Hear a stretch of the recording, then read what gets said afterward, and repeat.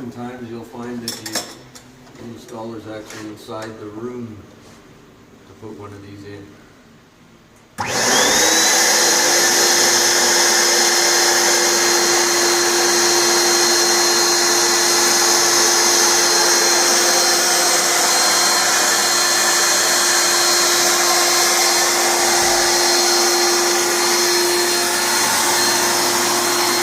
Put my foot on the skids to level things.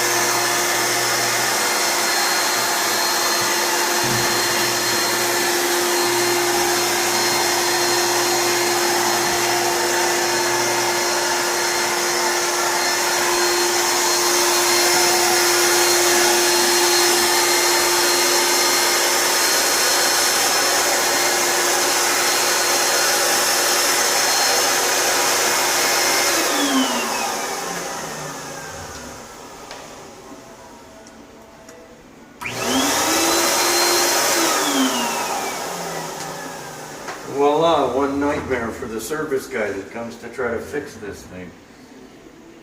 I've actually kept it away from the wall because there's an access plate for the electrical. So that's why I didn't center the machine. Otherwise, we are all done.